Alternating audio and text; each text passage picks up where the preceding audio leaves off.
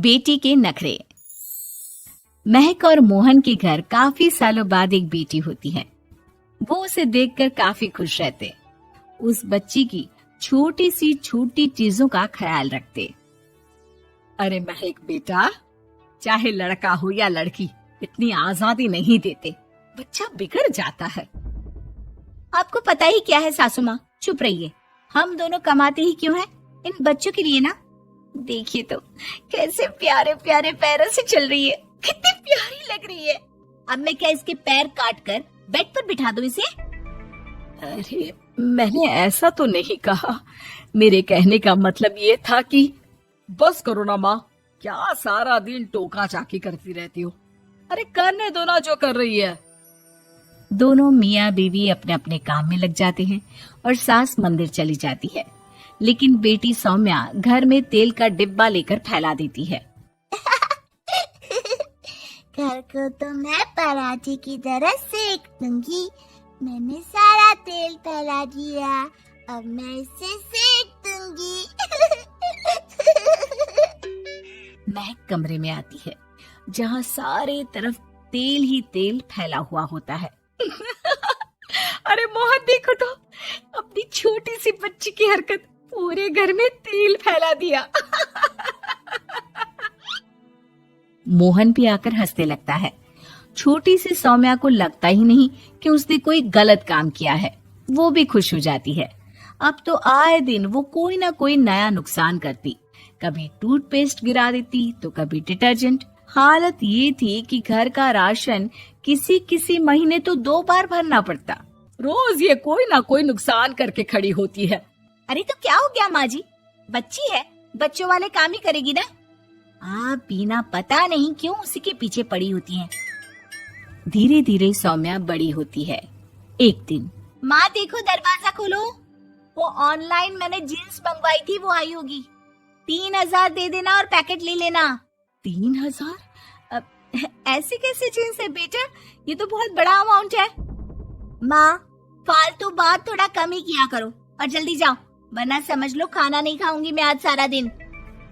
सास वहीं खड़ी सब देख रही थी, लेकिन अब तो उन्होंने भी बोलना छोड़ दिया था। अब तो आए दिन सौम्या के खर्चे बढ़ते ही जा रहे थे, कभी महंगी ड्रेस तो कभी दोस्तों के साथ पार्टी।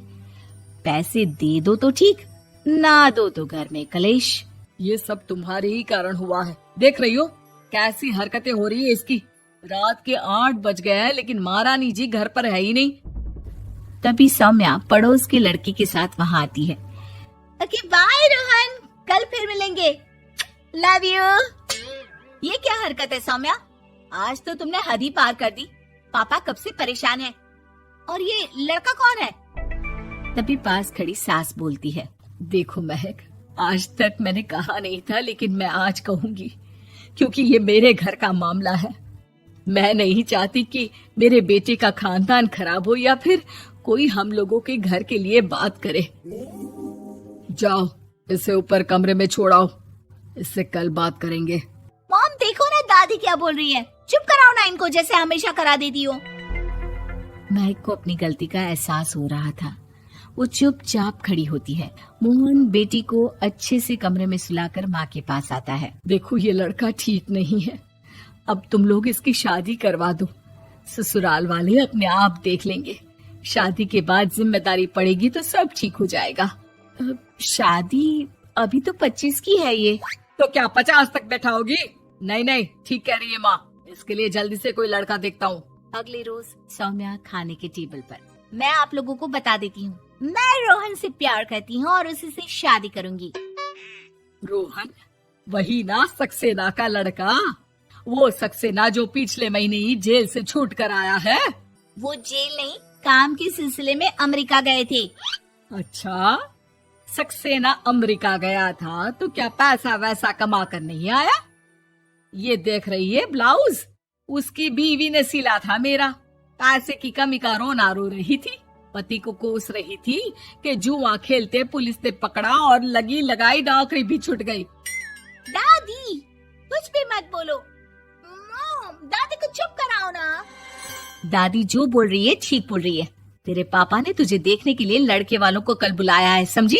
अगले रोज लड़के वाले सौम्या को देखने आते हैं और उसकी शादी मयंक से हो जाती है। शादी के बाद सौम्या मायके आती है। वाह माँ, कितनी अच्छी शादी कराई है आप लोगों ने मेरी, लेकिन मुझे कुछ दिन और यहाँ रहना है। अरे बेटी, ये तेरा ही तो घर है, जितनी मर्जी रह। और क्या, दमाजी कैसे है? अरे वो मयंक नहीं आया, कल शादी, आज तो अकेले, सब ठीक तो है ना? महक एक बार फिर सास पर चढ़ बैठती है। अब बस करिए ना माँ जी, अब तो ज्यादा ही हो रहा है। माना आपकी कुछ बातें मैंने नहीं मानी, लेकिन अब ये मेरी बेटी मायके आई है तो क्या उसका मतलब यही कि वो लड़कर आई है? हाँ पीना। सौम्या दादी की तरफ देखकर मुस्कुरा देती है, जैसे उन्हें चिढ़ा रही हो। दादी, मैं लड़का नहीं बल्कि ये बता कर आई हूँ कि मुझे कुछ दिनों के लिए यहीं रहना है, माँ के पास। मेरा मन धीरे धीरे ही तो ससुराल में लगेगा। अब अगर आप बोलती हैं तो चली जाती हूँ मैं। अरे नहीं नहीं बेटी, ये मतलब नहीं था तेरे दादी के बोलने का। सौम्या कमरे में चली जाती है और अगले ही पल जींस टॉप पहनकर बाहर आती है। माँ, मैं ना अपनी सहेली के घर जा रही हूँ, आने में देर हो जाएगी, खाना मैं वहीं खा लूंगी। सौम्या सहेली के घर चली जाती है। अरे सौम्या ससुराल से आई है, कहीं दिखाई नहीं दे रही। वो सहेली के घर गई है, काफी दिनों बाद बच्ची का मन कर गया होगा। महक, रहने दे अब, इतना हल्के में ना ले। लड़की अब किसी और की अमानत है, घर में इतनी देर से आएगी तो लोग क्या कहेंगे।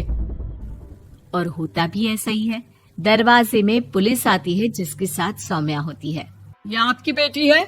जी जी, लेकिन क्या हो गया? पापा, मैं और रीना घूम रहे थे तो रोहन वहाँ आ गया। उसने मेरे गहने खींचने की कोशिश की, जब मैंने नहीं दिया तो मुझे धक्का मारकर मेरे गहने ले लिए। पापा, मुझे माफ कर दो, मुझे ना मयंक के पास जाना है। आप उसे फोन कर दो, वो मुझे ले जाएगा। दादी, आप ठीक कहती थी, वो अच्छा लड़का नहीं है। कोई बात नहीं बेटा, मयंक का फोन आया था, उसे तेरी याद आ रही थी, लेकिन वो तुझे भी अपनी जिंदगी जीने से नहीं रोकना चाहता था। मैं उसे बोल दूंगी कि वो कल तुझे लेने आ जाए।